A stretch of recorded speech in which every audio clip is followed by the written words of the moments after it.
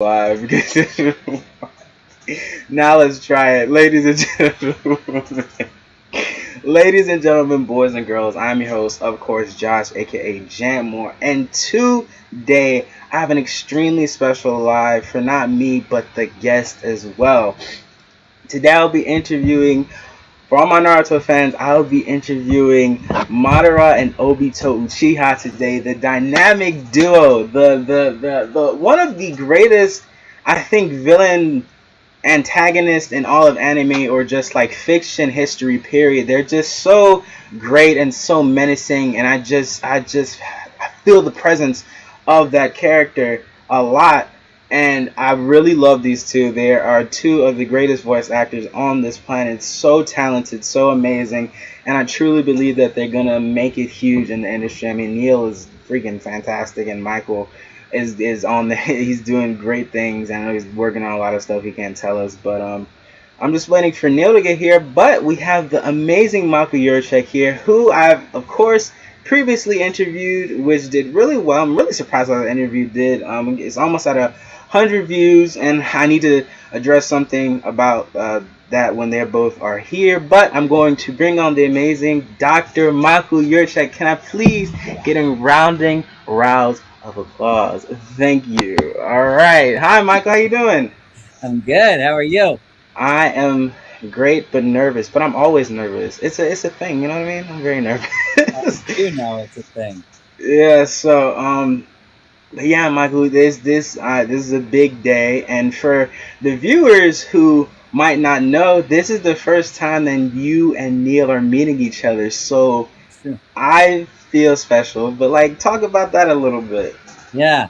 While we're waiting for him to show up, the thing about doing anime, especially, but actually in a lot of animation, as particularly since COVID, but even before, a lot of animation is recorded in isolation, meaning there's only one actor in at a time. Part of that is for convenience, and part of that is just because of convenience in terms of actor schedules and things like that. But also part of it is just that it makes it's a more streamlined process because you only have one talent to deal with, and you just kind of get them through the works, as it were.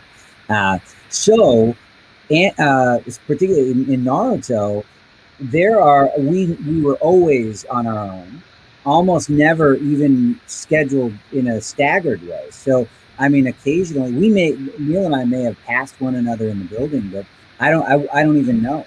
And we were never kind of never introduced as a cast. We never sort of had all the things that I actually think would have made it really fun. If I have one regret about this, about having done the show, it's that I didn't really understand how big of a deal it was until we were almost done with it. And I think, even just, I also was so grateful for the job when we started, which remember was like, I mean, gosh, probably 12 years ago, maybe something like that, 11 years ago, something like that. So I didn't know. I was just so grateful for the gig. It never would have occurred to me to ask if we could get the cast together and have sort of an event or something. And I also wasn't totally clear that my character was very meaningful. So it didn't feel like it would be my place to do that, even if I did think it was a good idea. So I was sort of like this anonymous guy just coming in and doing lines for this masked character of Toby for, probably 5 years off and on. I'd go in and do 3, 4, 5, 10 even episodes. And then I'd have 3 or 4 months where I wouldn't hear anything about the show. I never talked to anybody. No one ever told me what was happening with it. And so I just assumed it was over every time.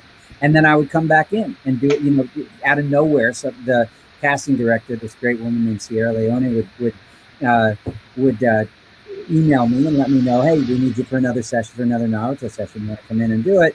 Yes, I always did, and I would go in and so on. And so I went through this thing without knowing anybody else in the cast or anything about the show. And then I started to learn more about the show as they started recording the video games and movies, where you could the entire plot would be revealed, and I could see kind of the arc of the characters and what was going on.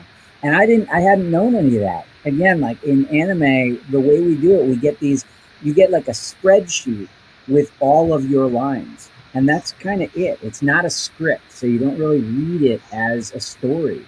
You read your lines and, and you just kind of go for it based on what the director tells you and watching clips from the show, the Japanese version.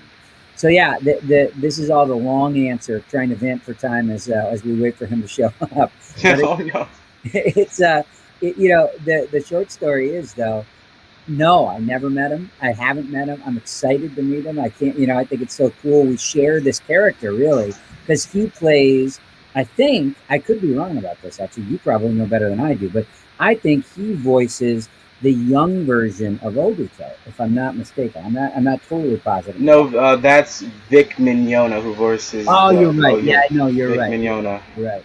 So then Well, he's only does Madara, but Madara and Obito share Toby kind of, right? So I think I'm the only voice of Toby, but I actually nothing would surprise me. So that's the deal. well, speak of the devil himself, ladies and gentlemen. I am proud to bring on and to finally speak to one of my all-time favorite voice actors of all time, one of my greatest inspirations in this industry, the amazingly talented and humble Neil Kaplan. And as I quiver and shake to touch the button to bring him on the stream, I'm so excited to do this. So, yeah. Yeah, and the dude's a donut. Look at that. Like just a giant Wow. golf ball. Yeah, that golf ball actually looks just like me. Is the sound okay, Josh? You sound perfect, man. You sound Okay, great. I just want to make sure. Sorry, I'm a few minutes late. I literally got an email saying this audition due by 2. So had to send that in. So anywho, Michael, I don't know if we've ever actually met face to face, man. Pleasure to kind of meet you. I know, you too, man. That's exactly what we were just saying. Is that the whole time we were doing Naruto, I don't think I met anybody else in the cast. I happened to know Miley, but even that was like in passing him a long time before. And I know I've since realized that I know other people, but I don't think you and I have ever met. And we never we didn't have a cast party or anything like that. Right? There was never a softball game. Look, I still have the email that I sent saying, hey, can you let me know when my last session's gonna be so I can kind of make a big deal about it, get a picture, whatever. Because I think I may have died the last time I came in. And the email came back, oh no, I'm sure you have one more. Don't worry about it. That email was what, 4 years ago? 3 years ago? So I guess we're done. I don't know. No, that's the same thing happened to me, and it was like, but actually, it happened to me, and then I was brought back to life because I was Toby, and then I don't know if this is the way I tell the story, and you tell me if you know this or not, but I was doing Toby, and then during one of the video games, we were on a break. And in the video game, the whole arc of the story is laid out, and it was the one where Toby reveals as Obito, and there were Obito lines, the older Obito, and I was just playing around, I started doing this deeper voice, and they were listening and sent it to the people, to Crunchyroll or whoever was producing at the time. And got word back, and then and there, we're like, you know what? Do you want to do Obito too? And I said, yeah. And so I did it. But meanwhile, Toby was dead. Like Toby had just died. So it was and then I started doing Obito, and I got to come back in. And then on my last day, I didn't know it was my last day. And so I read the final gasp, and I look up, and I'm like, is that are we? And so goodbye. Is that it? Is that we done? And it was like same thing. They're like, these things have a way of coming back around. Never. Yeah. Look, I had come into the show years and years ago, did a one shot because like everybody I knew was working on it, and I wasn't working on it, and I asked, and they brought me in. I don't really remember much about the character except he had a flower pop out of his nose. Um, but it was literally like one of these Hill Street Blues things where I came in and I did a one shot, but then years later I came back and I became a detective on the show. I literally got a phone call, and they asked me to come in, and they played the Japanese actor, and they said, "Do that." And I did it, and it's like I kept reading from scripts that would say Madara. It would just say that, and I would go to conventions, and people would come up to me and they go, "You're not Madara Uchiha, right?" And it's like, dude, I don't know. They just call me. I go in, I read the lines off the music stand, I walk out the door. But the lines that they tell me to go to, the line number says Madara. And then all the stuff with the cross personalities and the reveals and everything, suddenly it's like I'm doing those episodes. It's like, oh, that's what the fans meant the whole time. Yeah. But I had the whole actor thing of, I guess if you have amnesia or your character doesn't know that they're not this other person, you don't tell the actor. You don't give them that extra information. So I have no idea when you and I overlapped, right, or when because I think after the reveal you started doing Obito again, right? Yeah. Okay, yeah. So he did come back. Yeah. I guess he got a brick to his head and his voice changed or something. Right. Yeah. Well, the thing is, like, I wish that it were a matter of the powers that be and the artistic forces behind the show being like, let's not reveal anything to the actors so the performances are that much more authentic. I don't think it was that. I just think it's like, the American guys will figure it out. And it's like, I mean, the thing is, I was just telling Josh, I had no idea. When I tell you that the year of COVID is my year of Naruto, I'm not exaggerating. I had never done a con before. I had never done an appearance before. I'd never done an interview before for this stuff. Right. Because I was always under the impression, honestly, I didn't know anything about the show. So I didn't know that my character, that Toby / Obito, the ones that I got to do, were that big of a deal. And so I just figured if it were a big enough deal, someone would invite me. And I didn't know that that's not really how cons work. So I never knocked on any doors or asked anybody for inclusion. I just sort of assumed, like, well, if it was happening and I was worth it, they'd let me know, and I guess I'm right. And that was how it went. And then this past year, the internet has just made people bolder or something, because I have got Josh was one of the first people to reach out to me. People found me on Facebook and Instagram. I'm barely even on social media. I'm like just dipping my toe in all of this year. And yet he hunted you down. yeah. And so now I suddenly learn about the fact that it is a big deal. Somebody came to my house dressed as Toby for Halloween a couple of years back. And that was my first, one of my first, like, that's kind of awesome, But I was like, but it's got to just be like some weird kid, like some weird niche kid. But it's like, it turns out it's the most popular anime in the world. Well, look, we got the at one point in time, I was Optimus Prime, Yeah. And you'd see somebody driving with an Autobot logo and go up and say, I was Optimus Prime. And they'd nod their head and just kind of go, oh, that's nice. Okay, dude, whatever. And they drive away. Well, a couple of weeks ago, I am at a car wash, doing $5 wash Wednesdays. And the car needed a little rinse, and I needed to vacuum it. So I was doing the post-wash vacuuming, and the guy next to me is wearing, sorry fans, this is how I say it, a Naruto sweatshirt.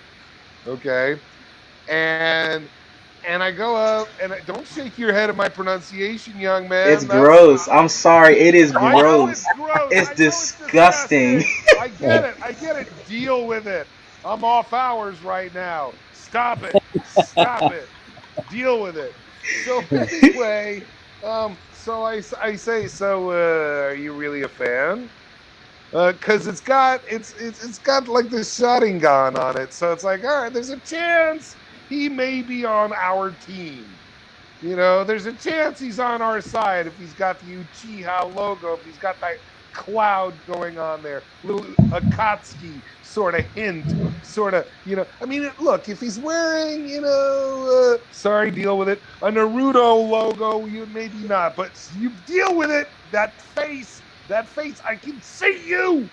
Anyway, but if they've got the red and the black, I risk it. So I go up to him, and it's like I say, so you like the show? And of course I say it like Norm Macdonald. I say, hey, so yeah, you like that there animated show there? Yeah, it's a lot of fun, that Naruto. So, and you don't know who Norm Macdonald is? Look him up on the internet. You got time. Anyway, I know who knows that. Thank you, Michael. Thank you. So I said something, and I said, because I was the voice of Madara Uchiha, and he kind of looks me up and down. I was like, yeah, all right, whatever. And then he kind of gets in his car and disappears for a while, and he comes back out, and he says, he's got a ballpoint pen, and he says, would you sign my sweatshirt? Because my wife would kill me if you didn't. And it's like, it's a ballpoint. I can't do that on a ballpoint. So I say, you know what? Write down your email address. I'll send your wife a note saying, oh, he actually met the voice of Madara Uchiha. Your husband is not crazy. He was not lied to you. So I was going to send that, but then he writes about the encounter on Twitter, and I see it, and it's like, all right. So I sent him a voice message to his wife on Twitter. I think I saved their marriage. Or at least that's the way I tell the story. Yeah, but it's interesting because you play this character that's recognized by everybody around the world, like Optimus Prime, and people like go, oh, that's nice. And then you play a character on a show. Most of the people I know don't know anime. They certainly don't know the show. So it's certainly interesting when I get the chance, and as the show has aired incomplete, and people go back and rewatch it, I think it gains fans. It's not something that kind of ebbs and flows, and maybe because it is, like you said, Michael, it is so big, it is so epic. It's like it feels like we didn't work on very much, and yet, you and I probably worked on hundreds of episodes spanning years. Yeah. Well, I said that too. It's we've been doing the thing. We probably did it for. I think I. Can you guys hear? Okay. I can still hear you. Yeah. From the time we started to the time that I did my last one, which was maybe January of last year. I think I did a video game, but during that time, that's probably an 8-year plus span. 9 years maybe. And then it has to be even longer than that because I think there are 8 years of seasons plus, so then it was like a couple years have gone by since then, or a year anyway. So we did a long time doing this thing. And it's also this other, I think is funny, that it's, you work on these shows, on an anime show, and it's the opposite of glamorous. It's like there's sort of like, we just go in and we do our thing, and it just never even occurred to me ever, based on what was happening around me, that this was a show that was hitting home for people. But I agree with you that I've never felt like a celebrity before and continue to not, unless I'm suddenly if I'm talking to someone, like I have people asking for, for birthday messages and signed autographs, and I've done the approach also. I've kind of gotten, actually my wife does it for me. She knows I like it, but she sort of has often said, "Hey, are you a fan of the show? Because this is the voice of Toby and Obito." And the people, it's amazing. Like, the people who like the show love the show, the people, or they just haven't heard of it at all. It's like there is no like, right. oh yeah, I know the show. It's all like, it's everything. And so, I went and picked my kid up from a play date, and his buddy's older brother at the time had a shrine. This was one of the other first times I realized something was going on. He had a shrine to the show with a Toby doll, and I was like, I play that guy. That's I'm that guy. I'm that guy. Like, kind of freaking out. And the kid was and then and his parents were like, are you really? And it's like, yeah. He's like, everything he does is about this show. This is like his entire, like all of his pajamas and his sheets and his, like everything is this show. And it just like, I had no idea. And it continues to happen that way.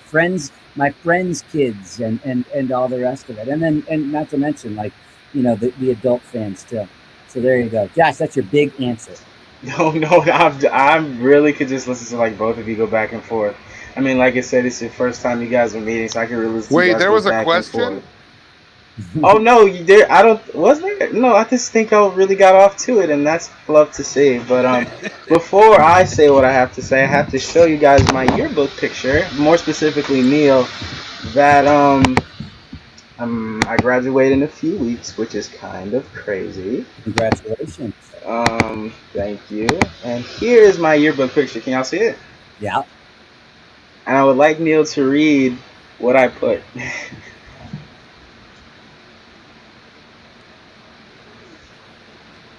Neil, still there?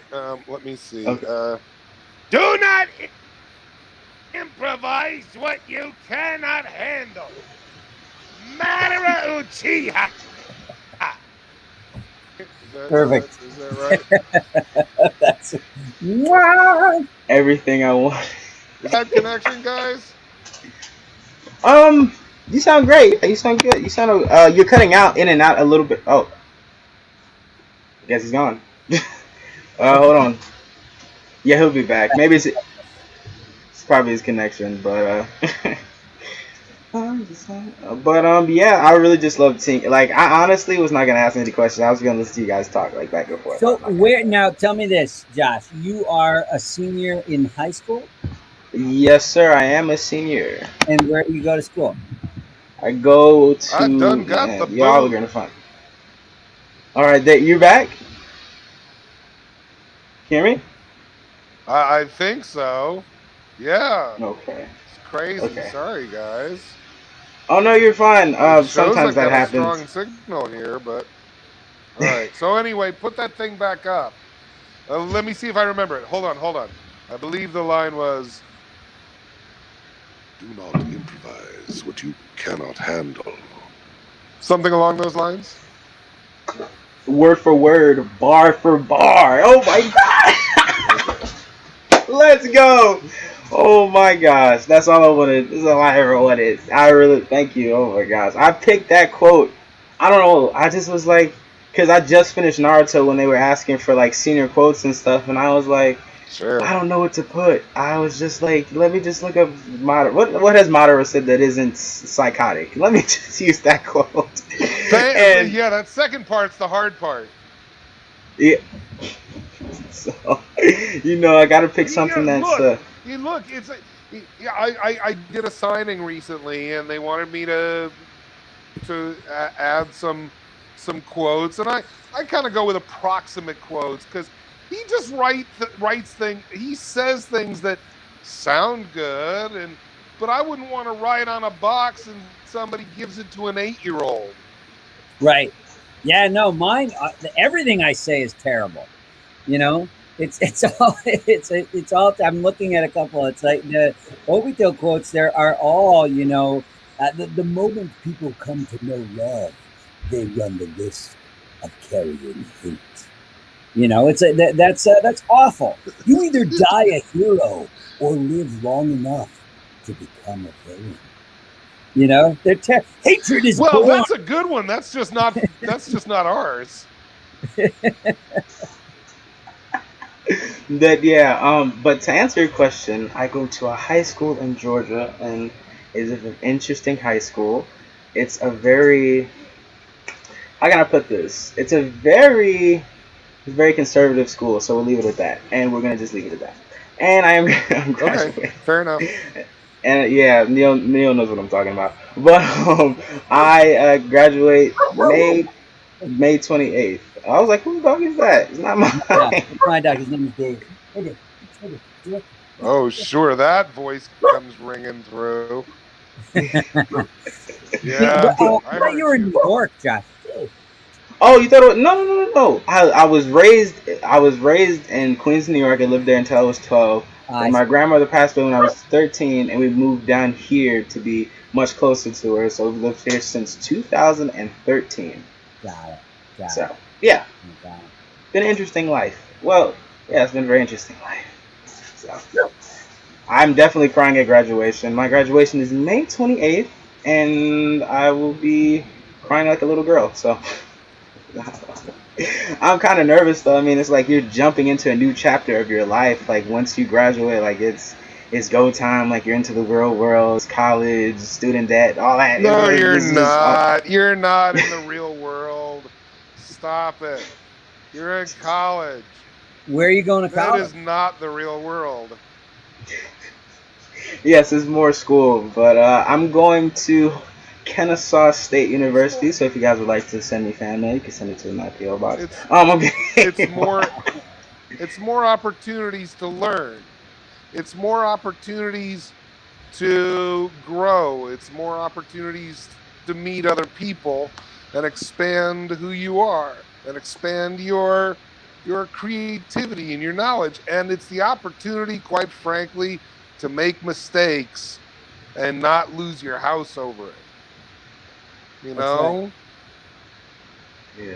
Well, that's one of the reasons that people become conservative, not necessarily in their views, but in their approaches to life, is because there's more at risk.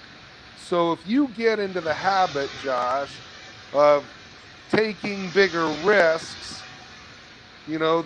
that's a skill you can bring into the rest of your life. I'll be honest with you, one of the reasons that I got into voiceover was because I stopped risking going on stage and risking going in front of the camera and having those failures and being okay with them. I used to do a lot of stage work, and I tell people, younger people like yourself, that when you're young, that's the time when you should sleep in your car or live on a friend's floor and work on some huge project or pursue something you always wanted to do. That's why you hear about people backpacking around the world when they're in their 20s, because their muscles can deal with sleeping in a box and recovering from it. So, this isn't the real world yet.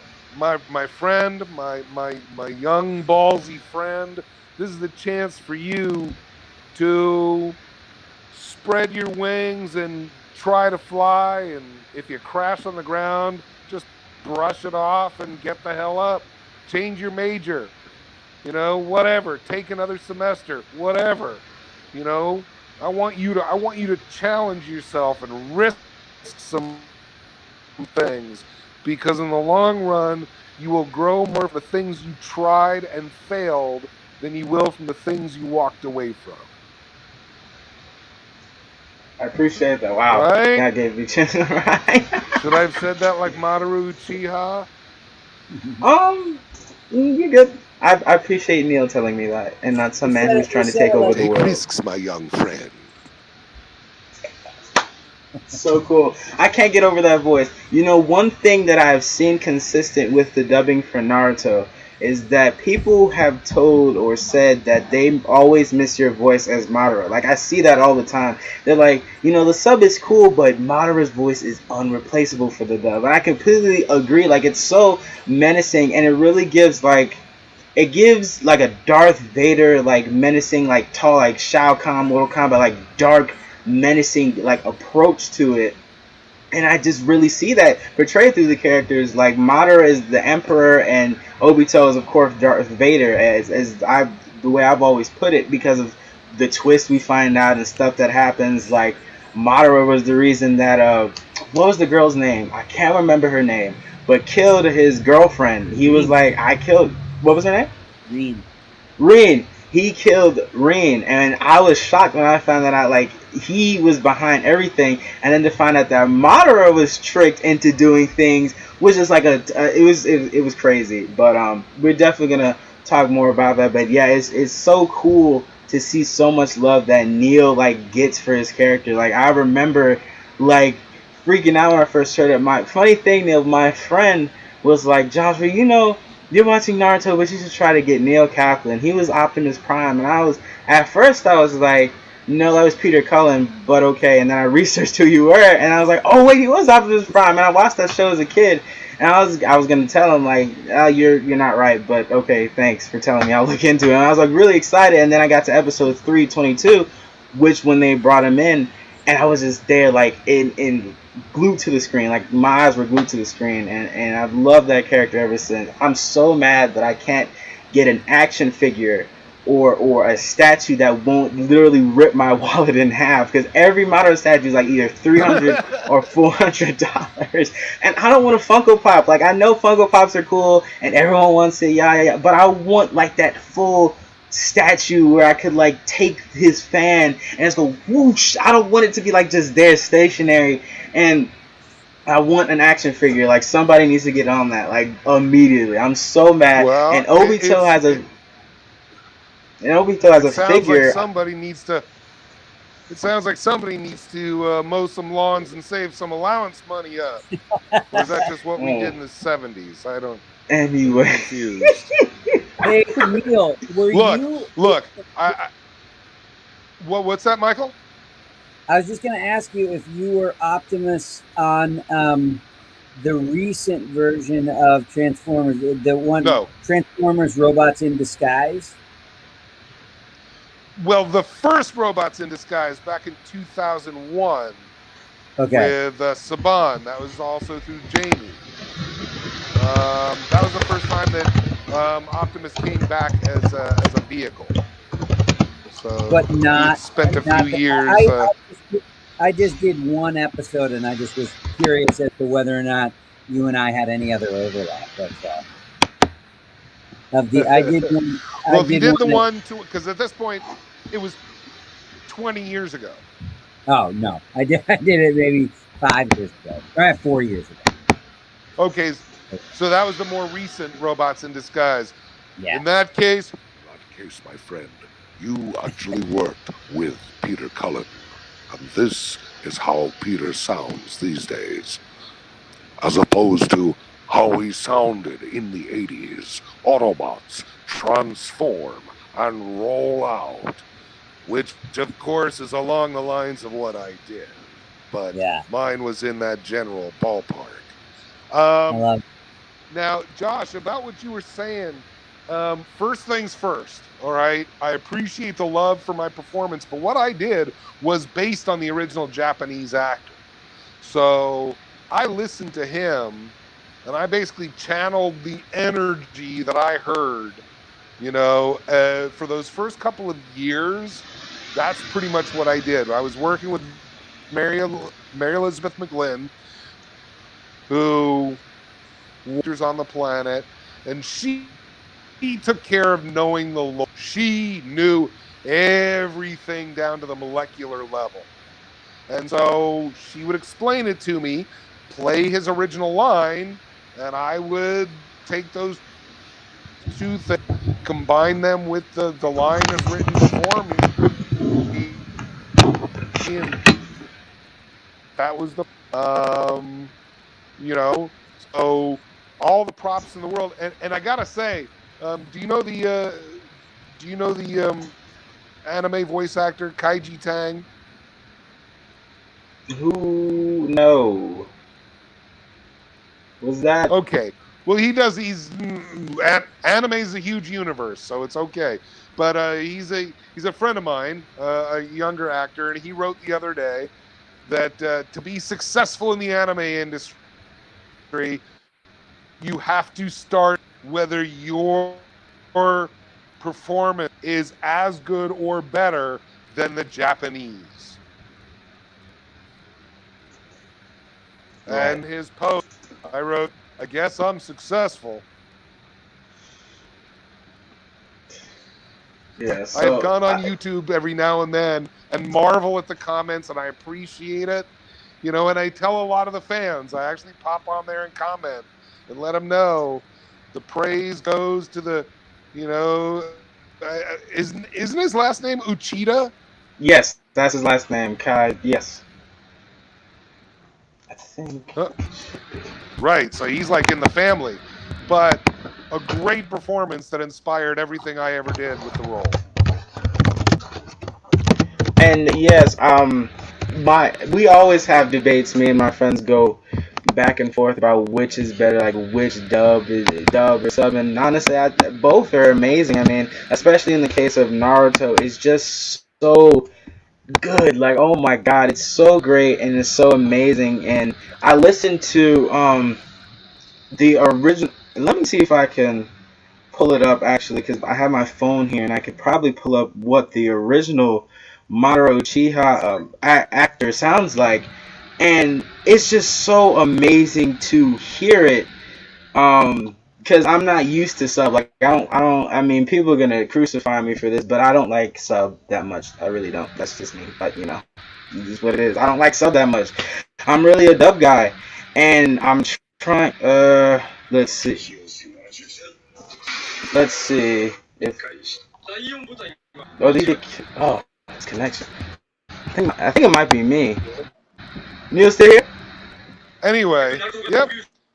So I was just gonna say regarding sub and dub, you know, I grew up watching foreign films, and I always found the dub ones easier to watch because the subtitles, you know, it's tough because I want to watch the movie. I don't want to read it and watch it.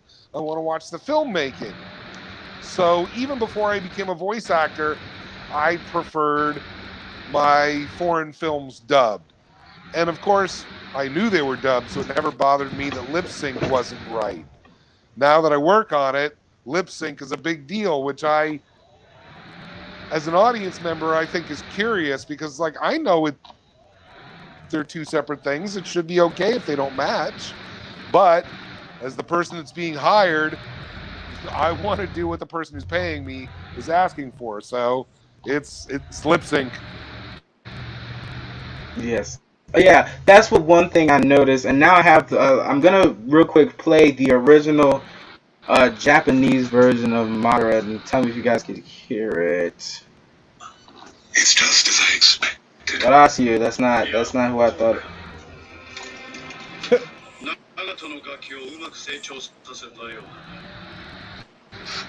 And that's one line that's what he sounds like, because the video goes back and forth between you and him, and it's just so awesome to hear just like what he does, and just like what you do is just so awesome, and I really have a lot of love and respect for you, Neil. Like, you're just so good at what you do, and it's so cool. Like, I love Madara. Like, oh my gosh, I'm still freaking out that you're on. It's just like, I love that character so much, and the voice is what really makes the character, in my opinion, because you could have an amazing character, but if the voice isn't intimidating, if it doesn't bring the power to the role, and of course Michael does a fan-freaking-tastic job of as Obito. Like, if he didn't sound good as Obito, he would not have, and he sounds great. He brings the suffering, he brings the pain to that character that is necessary to make a compelling and amazing villain, which both of you guys have done. and it's just so cool to hear the difference between the two performances and how well they both portray said character. Like the Japanese version of Madara is you could, even though I don't understand it, I need to subs to understand a freaking word of what he's saying. You could feel just like that that strength in the back of his voice. You know what I'm saying? Like you can feel it, and it's just so cool to hear it back and forth. But yeah. Well, I'll say, the thing is, the craft of doing the dub is it's a funny thing, right? Because we do have this kind of responsibility, I guess, to the original, right? We've got sort of like Neil was saying, we have sort of the responsibility to look at the film and think about the Japanese performance and think about the way these characters were originally, sort of conceived, and then we've got the burden of matching the flaps, which is what we call lip syncing, and then there is this other thing, which is in this show I found more sort of opportunity and delight in the actual emotional performance of the character as well, because eventually it does become your own deal. So you're doing, you're playing based on what was a template that was provided for you by the Japanese performance, but then ultimately they encourage you, at least I felt encouraged to kind of move in my own direction, so to speak. And I don't think I've ever played a part. I certainly haven't. I've played Hammer. I've played some theatrical roles that have the kind of breadth and guts of the characters that these guys are. But Obito has a fight about the philosophical differences of whether or not one's existence is worth the pain one must endure to carry it out. And he does that in the middle of a battle that is so epic that he and the person he's battling against, which is Naruto, leave their bodies and extend their beings out into the universe. And they have this sort of long talk in the stars, in the cosmos, talking about to be or not to be, and it's phenomenal. The story and the content is so, I mean, it cuts so deeply. But as an actor, it was delightful. I'm reading the thing, and the difference is, it's the sort of thing, if I'd gotten it a week in advance, I probably would have freaked out because it's too much almost. But then you get there on the day and you're doing it, and it is just, you can't believe how deeply it digs and how much it gets to the heart of, the forces of good and evil, this idea that there is no light without the dark. You can't experience pleasure without having also an understanding of pain, because otherwise everything is just good. And so when the idea that Obito, especially now, is that comes to an understanding about a higher way of thinking about life and humanity, and then has the guts and the goodness still left in him, in spite of seeming so relatively awful and literally not having a heart anymore. He still finds this moment where he's like, "You're right. You were right. I was wrong. I can die now, and and all of you should go on and carry on without me." And it is just, I just found it to be so incredibly moving and fun to play. And again, it's like, as actors, Neil, I do a fair amount of stage and on camera work too, and I. A lot of what I do on camera, especially, is sort of like one day in, one day out. And it's not a whole lot of heavy lifting, to be perfectly frank. Occasionally I get some shots at it on the stage, but it's a lot of, what we want as actors is some meat on the bone, some stuff to play around with. And this is true, for us, as if you're a craft person, but it's also take it as your metaphor too, young man. You know, it's like we're looking for chances to kind of flex a little bit and push into some territory that challenges us to a point where you get something. The reward is great. The risk is kind of great too, because if you fall on your face, it can sting a little bit. But I agree. I love what Neil said a minute ago, and it couldn't be more true. Both in terms of what we do at our job, and as far as your people kind of living their lives, and young people coming up in the world and coming of age and figuring out what they want to do. I didn't have any, as a senior in high school, I didn't have a live interview show. I didn't have like such a strong interest in something that made me feel ready to put my name out into the world. And you also probably didn't have a cool hat like that either. I never had a hat like that. Or if I did, it would have had a feather. That was feather. That's what I was gonna get. So hey, I want to answer one question that I saw in the chat there. Yes, okay. I know Steve Bloom. I've known Steve Bloom since the 90s, for crying out loud. What? Wow. He's, believe it or not, he's just a human being like you, Josh, and we're I got to speak to him, so yeah. I've gotten to speak to him too. I've actually had drinks with him and meals with him, and I have hugged him and touched him even. He's unfair, flesh and blood. He is real. Unfair. Sorry, dude. Deal with it. Whatever.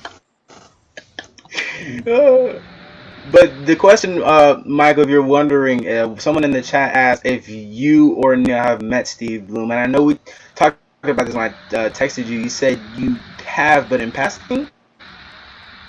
I don't. Yeah, I said if I have, it would have been in passing. So yeah, no, I've not pressed the flesh quite as firmly as Neil has. I think.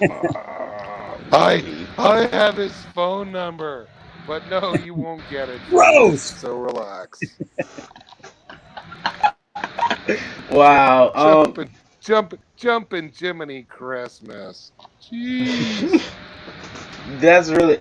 But, I did not know you knew Steve for that long. I thought you guys would have met like in.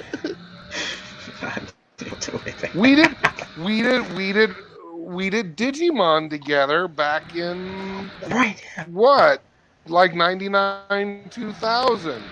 Right around that time. So, I'm not exactly sure. I think we met through doing that, through doing some other anime. The anime that I was doing back in the 90s and the early 2000s, I didn't write down the names of these things. I just went and showed up and, read the words they asked me to read. These were people I was referred to from doing Mighty Morphin Power Rangers. I wanted to do original animation. This was before video game work, so I'd get these calls about, dubbed animation, and it's like, all right. And, it's not something that I really was pursuing. And so, like I said, I worked on a lot of shows I'm not even aware that I worked on. So, yeah. Neil, through that, I have to ask you this, Neil. Do you ever voice double for Jeff Bridges? And if you, I've done some Jeff Bridges-y things. When I do, I tend to lean into more of my dude. Just lean back and be a little more philosophical. But I don't really do his voice. It's just basically our shared energy. So. It's so good. And the thing is, you should just be his double. You just do it. That could be the end of your career. I've read for. Wow, I don't like the way that sounds. I meant it better than it sounded. That could be the end of your career. I'll get rid of him. I'll get rid of him. Right. Yes. That- but this is so amazing. I didn't know how this was gonna go. I'm gonna be honest, because I've never done this before. I have done it, but it hasn't been like this before, where it's two. You guys have never met before. You guys have worked on a show that I love with all of my heart, but I've never really done this. Like I didn't know how to promote this. I didn't know what to do. Like I had to consult like multiple groups of my friends on what to do. Like what are we doing? And I was so nervous, but just like how this is going, it's freaking fantastic. It's amazing. Like your guys' energy is perfect, and it's just so cool. And I'm freaking out right Well, now. the I mean, I connection had stinks, so yeah. I'm just I glad hope it. y'all are patient. You know, and Yeah. Michael is an absolute trooper. I know how I would be if I was on stage with somebody drooling over the other guy. So thank you for having a lot of class, Michael. I appreciate it. You know, I mean, I'm hoping to be on a panel with Peter Cullen, you know, but I gotta admit, if I ever am, I'm gonna sit there listening to him, because it's like somebody asks me a question, I'll be, not that this is similar, not this, don't get me wrong, Michael, but if somebody wastes their opportunity to talk to Peter Cullen to ask me a question, they're doing it wrong. You know. Now you, on the other hand, sir, I mean, you're a very important part of this balance that is the character that we shared of Toby and Obito in those later seasons. You know, and as Josh said, you know, if you don't pick up the ball after I hand it back to you and run with it, this thing falls apart. I was only too happy to take the ball and run away, run far away. Now, Neil, I gotta ask this question. Oh, go ahead.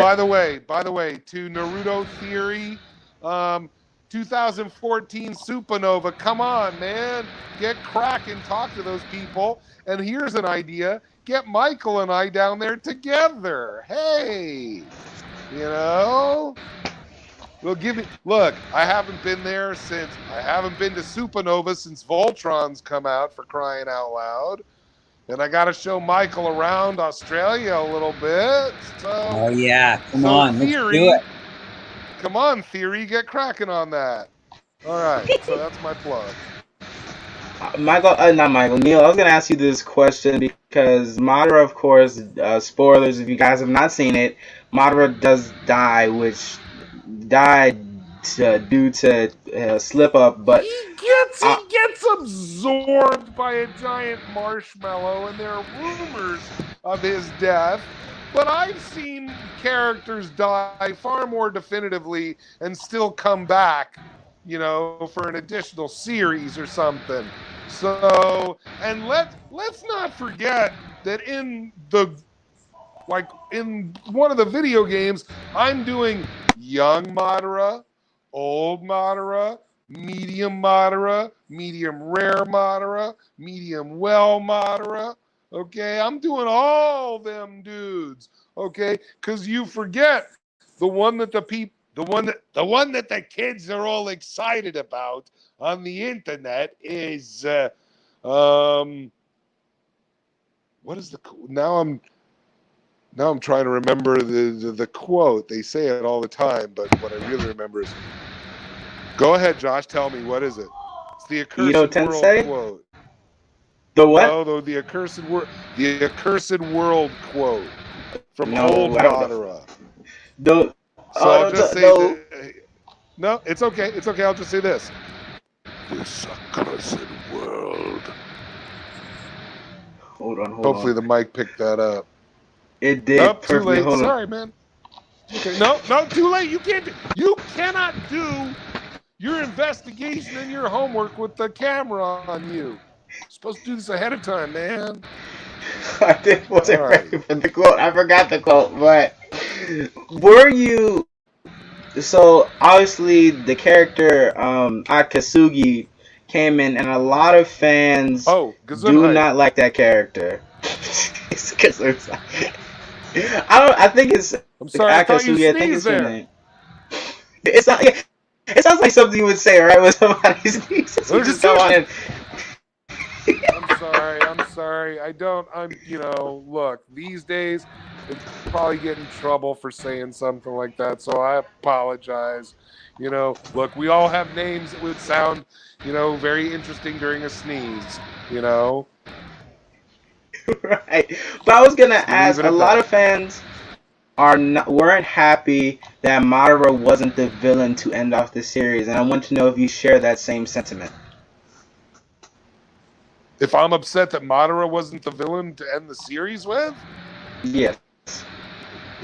am I upset that I didn't work more? Am I upset that I didn't win? I mean, please, of course I am. I'm an actor. I have a tremendously huge ego. Of course I'm upset that my character faded into a marshmallow. But if that's what they wrote, that's what I gotta do. So, But of course I didn't like it. Please. I wanted some Ian McDiarmid sort of, put me down, Lord Vader. Do not throw me into the shaft. Something like that. you know, go That would out have and been perfect. yeah, marshmallow death, please. Okay, I'm gonna have and to now write that on your picture when I sign it, Josh. I'll sign it Marshmallow Death. Love always, Neil. Neil. That's so cool. And and I agree, like I feel like her character was introduced out of it just kind of felt like out of thin air, and I was kind of upset. I wish they would have done something where like Michael would have came in and like came to his senses and been like, you know what, Madara, you screwed me over, so I'm going to kill you. And they had like an awesome epic fight, like Michael and Neil go back and forth.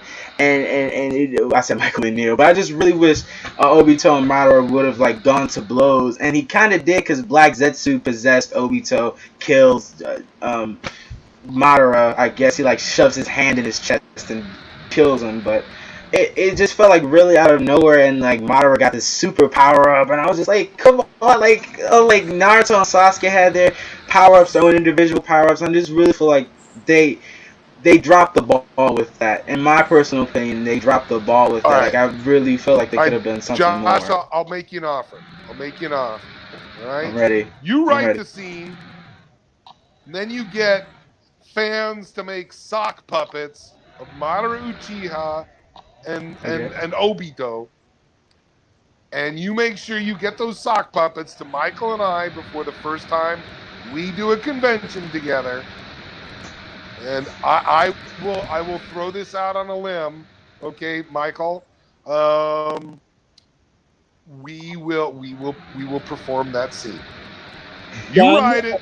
You get the sock puppets made. See, this is a doable challenge. This is a real thing. I bet we're going to be together soon enough that and this is we do it like this. We'll do it again. We'll do it on the internet. And because I'm just going to put the sock in front of me. But when he and I do a convention outside of the continental United States, we will perform with the sock puppets. Hashtag Madara and Obito sock puppets. Get on it, guys. Well, guys. Uchiha sock puppets. Uchiha sock puppets.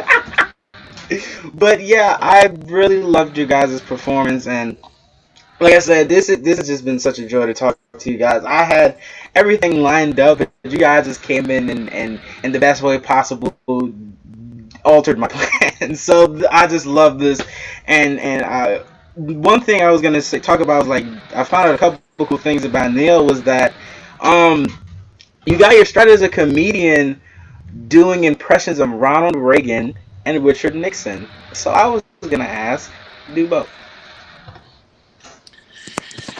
Well, I have to say, whoever does the voice of Ronald Reagan, on the television series For All Mankind. I'm very impressed with whoever that voice actor is. And of course, my Nixon isn't really a Richard Nixon as much as it's every impressionist from the 1970s on how they used to do Richard Nixon. It's not a real impression of Nixon, it's an impression of impressionists doing Richard Nixon. This is so cool. This is great. And this is another thing I found out about you that I kind of need you to clarify. So I looked up and you go by the nicknames Bob Johnson, Bob Bobson, and Jason Morgan. Hold on.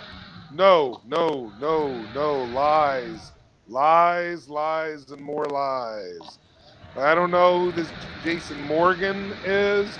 I don't know who Bob Bobson is. I have no idea about that stuff. Here's what you got to remember, Josh. One of the look, I played Optimus Prime. I did an educational thing for, long ago where I played Eeyore, and I did this thing for the DVD release of Dungeons and Dragons where I played Venger, another role played by Peter Cullen. So the fact of it is, my vocal cords actually make me sound a little bit like Peter Cullen without a whole lot of effort. So I've got to think that there's other actors out there who have a voice similar to mine, maybe this Bob Bobson or Jason Morgan, whatever that is, and somebody has misidentified me for them. I mean, for crying out loud, I worked on Mega Man and played Bob Copper. And on IMDb, the credit is given to my friend J.B. Blanc. And it's like, I had to hunt another down great video, actor. and it's like, he's a great actor, but he didn't play the part. I did. And if you look up the video and you find Bob Copper from that particular series, you'll hear that Bob Copper sounds like this. Sounds a lot like one of the voices Neil Kaplan does. So there are misidentifications all the time. So I'm sure that's where this Bob Bobson and Jason Morgan stuff has come from. So. Oh, okay. So I guess that was well, guys. I guess that's a rumor because I was like so confused. I was like, wait, is this real name not Neil Kaplan? What's going on? I didn't know what was going on. I was so confused. So. No. But and some people use stage names, and that happens. Right. Yeah. For now that Naruto is now going into Boruto, obviously it follows the story of Naruto's son and all the kids and next generation of heroes. And I was going to ask both of you guys, and Neil, you could go first. Do you think there is room for your character's return? I have no idea. Look, I'll be honest with you. I don't watch the show. I'm too busy being a fan of a lot of other things that I watch. But certainly, if they give me a call and they offer me a union contract, the phone won't have to ring twice. I love playing the character, and I'd love to see where it goes. And I'm always up for playing a villain. Michael? I mean, my guy Obito would have to come back in a dreamscape, but I certainly want it to be possible. I'll take the gig. It's also, I think that is that's an original show too. So, it's got there's a little more muscle underneath it. The thing is, as far as like doing an American voice, but it's gone through. I think they're wrapping their second season of it, and I ain't been there yet. So I don't know. I think they've got their cast, and that's okay. I will say that most of the old gang, lots of the old gang anyway, has done an episode or two here and there. So there are kind of like flashback, flash forward kinds of games they play.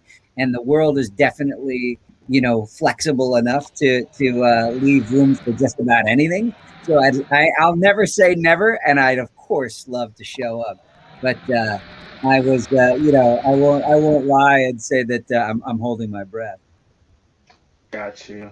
And yes, like you said, there's so much that they could do. They could bring Neil back from the marshmallow of death, and could bring you in some sort of dreamscape scene where you're talking to an Uchiha or talking to Boruto himself. Yes, I don't know why I stuttered, but he could talk to himself because of course Naruto and Obito had that touching scene where they finally came like, okay, yeah, Obito's like, okay.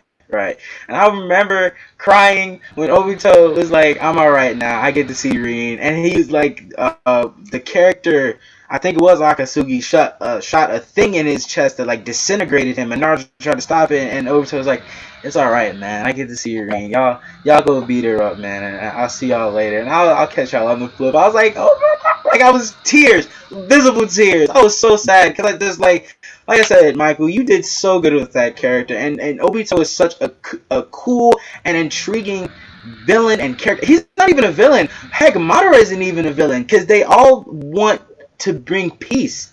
They don't want, I mean, Madara is more into the villain side, but Obito has that pure, like, he doesn't want to see people hurt or in pain or hurting, and I relate to that so much, but it's just the way he went about it, of course. It's the way that he wanted to implement that change and help make people for the better. So I just don't really classify these guys as villains anymore. More specifically Obito. He's definitely not a villain anymore. Even though I hated when he killed what's the girl's name? She has papers. She's an Akatsuki. One of y'all are gonna correct me in the comments, but she was like a paper Akatsuki girl, and Obito came behind her and stabbed her. I mean, you probably, no disrespect, you probably don't know that because you didn't voice that. That was Neil who was Obito and killed the girl, and I was just like, oh, Whoa, F Obito. whoa. Relax there, man. Don't be saying stuff like that. This is the internet. People will just take that little quote. The character I played did something. Do not attribute an actual young lady's death to me. Wow, man, that's cold. No, that's cold. I'm supposed to be your guest, man. That is cold. I'm sorry I misspoke. Obito killed. Mistakes were made. Mistakes were made. That's a Reagan. That's a Reagan. The mistakes were made. You know, the Cuban Missile Crisis, right? Just put it in the passive voice. Yeah, and I'm really yeah. So they've done so much with these characters to add so much depth to them, like how Madara was friends with Hashirama Senju, the first Hokage, and it just went so deep into the lore and just made Madara like an even cooler villain. I want to show a picture before I get into my favorite part of these interviews that I love to do. I want to show Madara Uchiha Susanoo, and I love his Susanoo, and it's such a cool thing. And I'm gonna share my screen with you guys and show you what a Susanoo looks like. If you guys do not know what a Susanoo, Obito never had a Susanoo, from what I can gather. So here is what I can see. Like, look at that! Look at that! Oh my God! Oh my God! Look at that! Like this! Like look! It's I want that statue. I need a Susanoo statue, and just look at that! Like all the fan art. I mean, like fans are insane. And I remember this scene. This scene is freaking masterful. I love this scene so much. Where Madara was like, you know, okay, you got the first. He was like, but now what about the second one, Anoki? And he dropped a huge stone on everyone and killed all the soldiers. I was like, ah! Like Madara's entrance is the best entrance of all time. Like it's the best. Like no one can top Madara's. If I could find a GIF here or a GIF, whatever y'all want to call it, don't kill me in the comments. But this right here. Look, it's a graphic interface, not a graphic interface. There you go. Christmas. GIF is a peanut butter.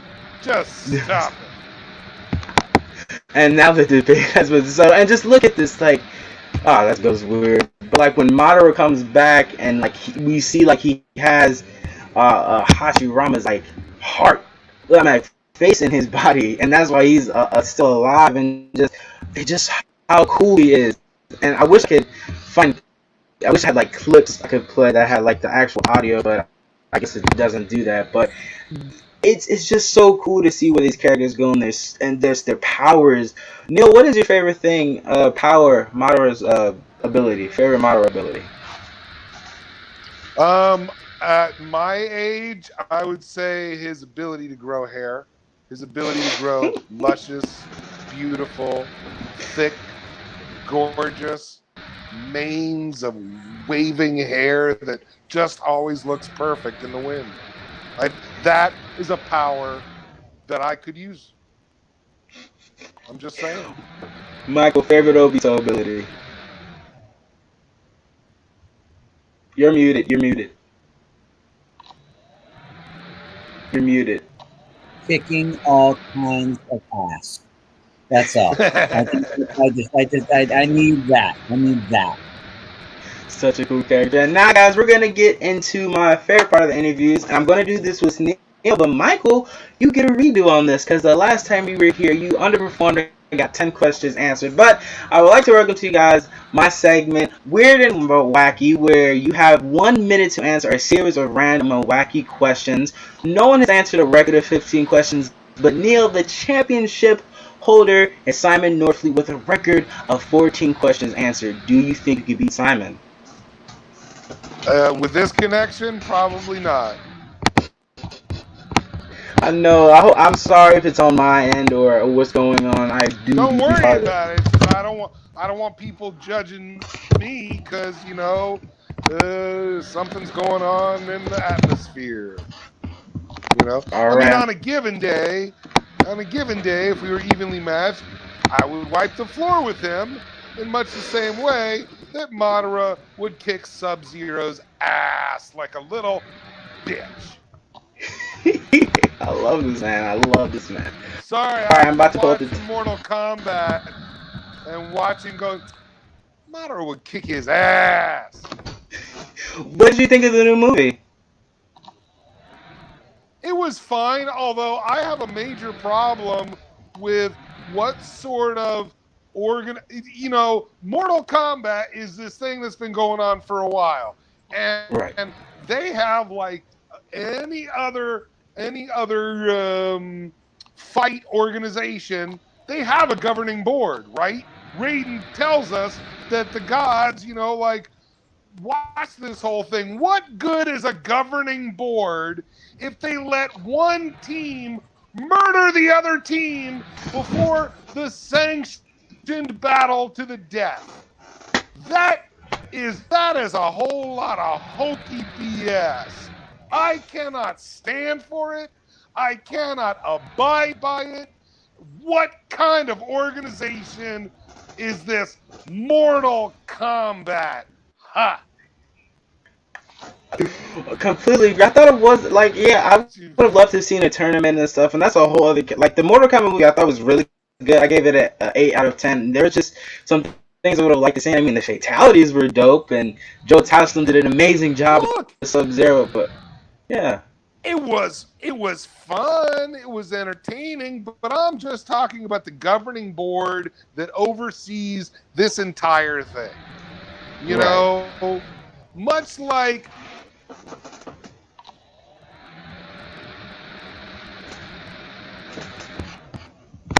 You still here?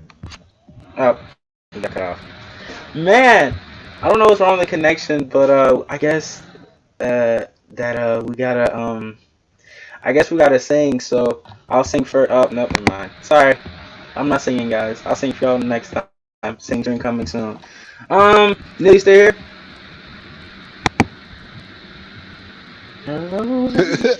I guess my rant was too heavy. I was about to say the elder gods kicked you from the stream. Something they don't want you exposing them. Alright, so I'm something like that. Start... Yeah. So I'm gonna start the timer, Neil. Can you see the timer? Yeah, oh yeah. Right. So you think this timer bit is gonna work. Yes. Yes. All right, I I'm don't gonna start the think it's gonna timer. work, my friend.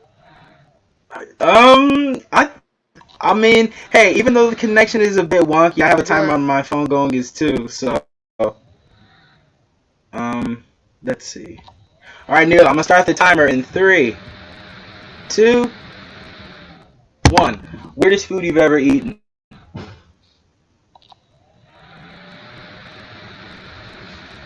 It's not here. What the heck? Oh my god. Oh my god. Oh my god. Oh my god. Let's start this again. Let's start this again. Why does the universe hates me today? Let's try this again. Let's try this again. Okay. Are you here, Neil? Yeah. Okay.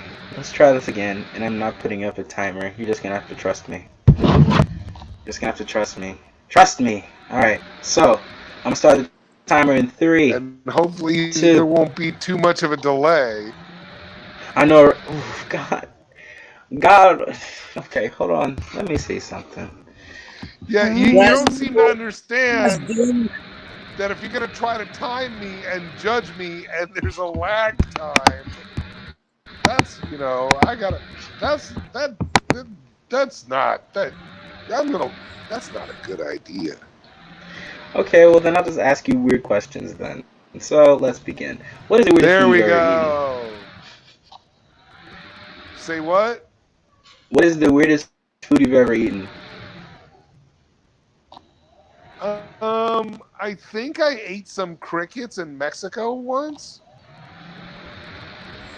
Longest time period without taking a shower.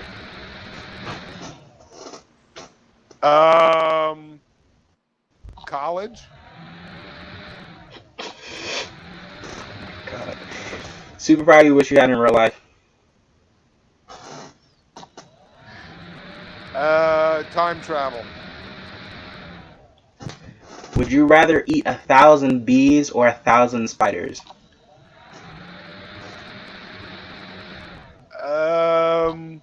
Are they dead?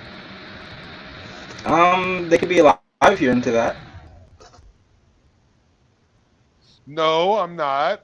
If they're dead, I'm eating the bees. If they're wait, hold on. Wait. No, I gotta go spiders either way, because I haven't like destung the stingers. So yeah, I'll go with spiders, preferably dead spiders. Most overrated song. Most overrated song? Happy Birthday. Basic. Anyways, favorite movie growing up. Favorite movie growing up?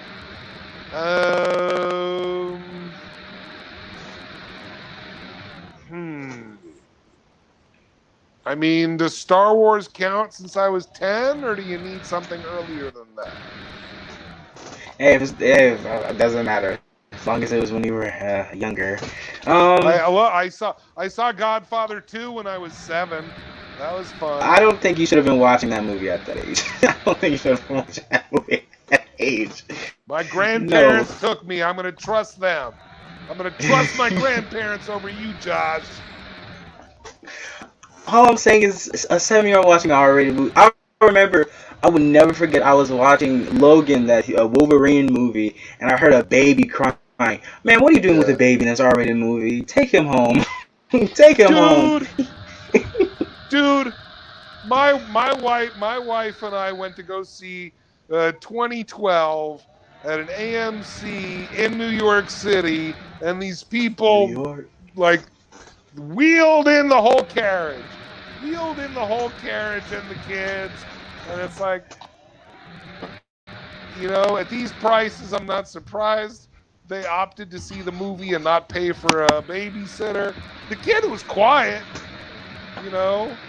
and I don't know if there was anything that bad for the kid to see. I was more concerned about the loudness but kid was quiet. Michael has to go, so I guess we're gonna just go out the room, please. Out the room, please. I'll be there in a second. Michael has to God. Michael has to go, and well, thank you so much, Michael, for coming, and I'm really glad you got to meet Neil. Neil, could you turn the camera really quickly, or? Nice to meet you guys. Nice to see you, guys.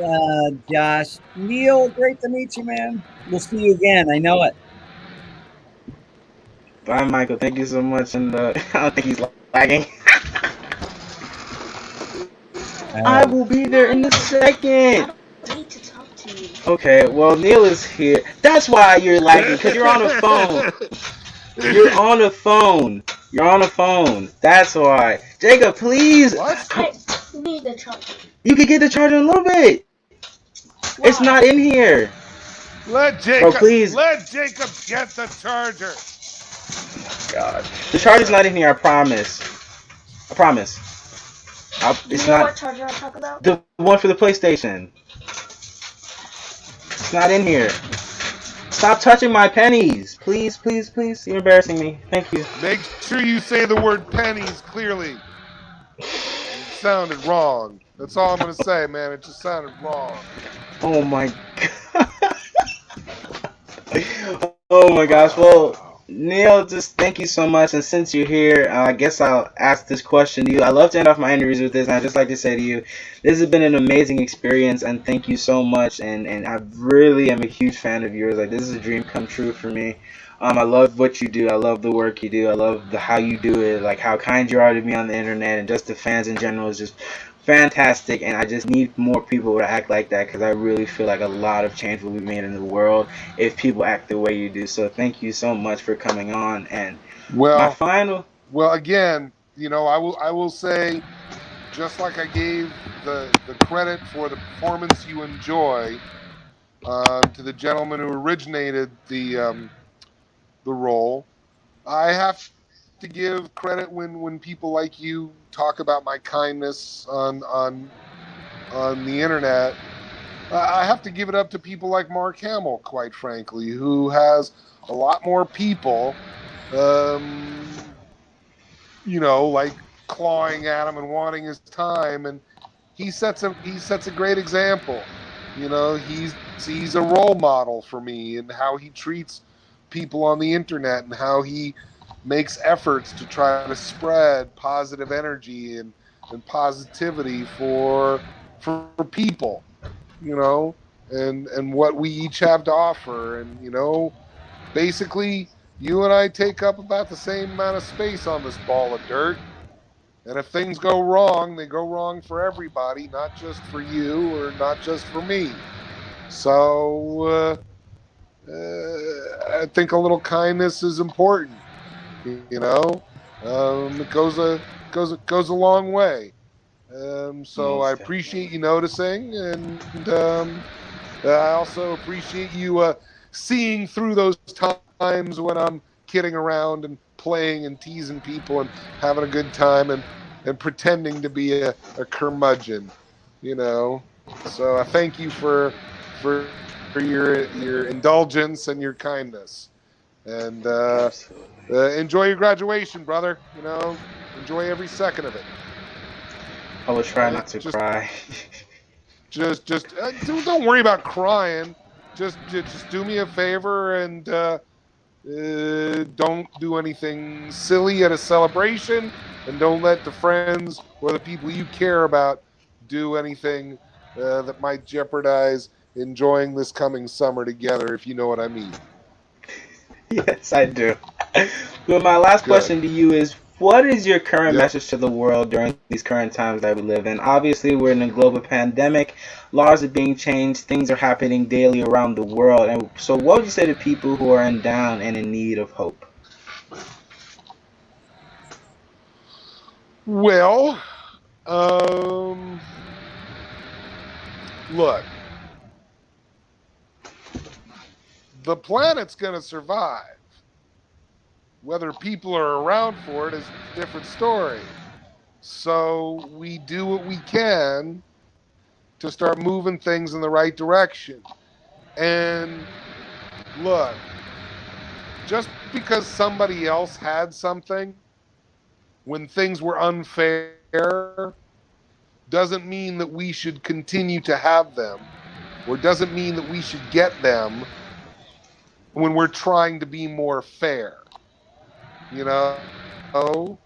So, as an actor, sometimes that means I don't get to audition for stuff that I used to audition for.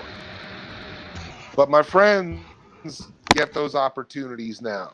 And that's a good thing. And, maybe I don't get the chance to direct, but my friends, I've got colleagues who are talented look, I grew up in an era when women were my colleagues and women were my bosses. And I don't understand people who are my same age who have a problem with that. Here's my thing. Here's my biggest thing that I'll say is you don't have to understand everything to be okay with somebody who's not hurting anybody. I'm in my 50s. There are a lot of things about the younger generations that I don't necessarily understand. But I try to keep an open mind when they're not hurting anybody or standing in somebody else's way or holding somebody else down, But conversely, you younger people who know different things than some of us older people, cut us a little bit of slack. Things used to be different. So people may have habits that you may be uncomfortable with. So don't judge people harshly off of a moment where they may not be educated. None of us should judge anybody out of a sliver of their life and think that we know their entire life. You know me, I judge some people kind of harshly, but I try to restrict my criticism to the moment and to the action. Much like I criticize a sandwich, I don't criticize the taste if I can't taste it. I talk about the way it looks, how it appears. So when somebody who may be different from me ideologically says something, I try not to judge them as the whole. Because even people that we disagree with can be good people and can do good things. Heroes can have villainous moments and villains can have heroic moments. The coward can have a moment in their life where they step forward and do something brave. And the brave person can have a moment where they do something cowardly. Let's not paint their entire lives with a broad brush based on one moment. Okay? And look, along those lines, if I say the wrong pronoun, correct me. But give me the opportunity to say it wrong the first time.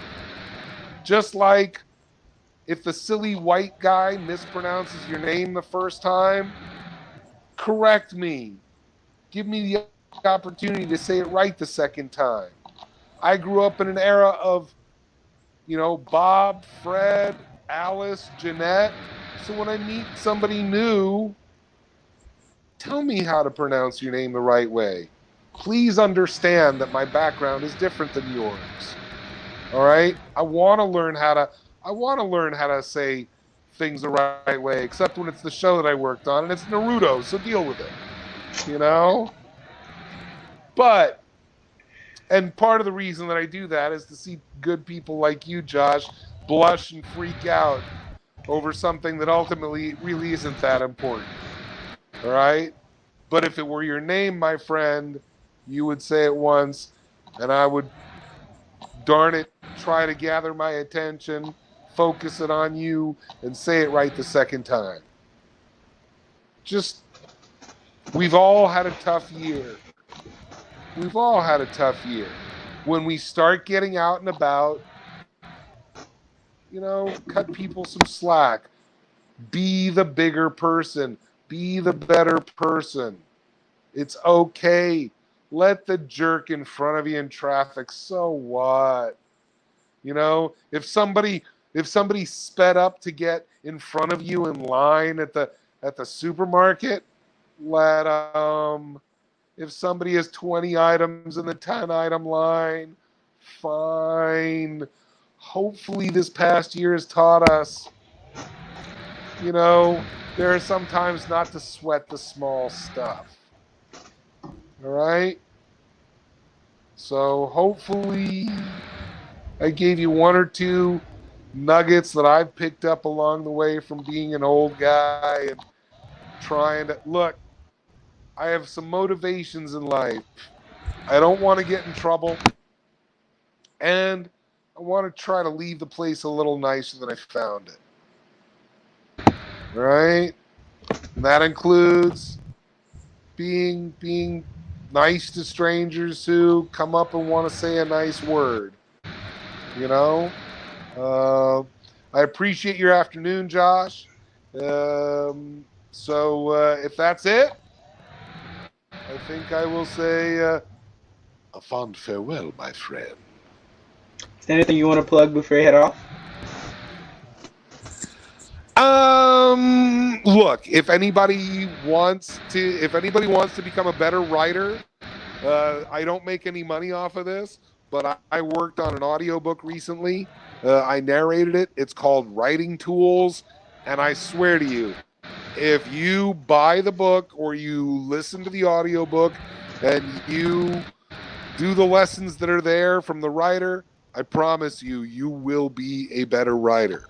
I don't make a dime. I promise you. I do not make a dime off of this. Since I narrated the book, I read it and went, oh, this makes sense. Yeah, this makes sense. So we'll plug that. And in a couple of months, I'll be on a podcast and I'll let you know about it. But for now, it's under NDA. Okay. All right, guys. Well, Neil, do you have a little any time left for a little call after, or do you have to leave? I can give you a minute or two, sure. Okay, cool. All right, guys. Thank you so much for watching. You can find me at Jant Moore on here and on Twitter and Instagram, and you can find Neil at I will leave his socials in the description down below. You can find him at Kneecaps and on Twitter and on Instagram, I believe. So Kneecap Pics on Instagram and some form of that on TikTok if I ever start doing silly videos. Yeah. TikTok, let's go. Yeah, I think I'm gonna see if I can slap some stuff up there and see if it works. We'll see. I'm no genius like my friend Daniel Ross, but you know, we'll see what happens. All right, guys, you have an amazing day, and I will see you on my next interview. Peace. Thank you. And broadcast.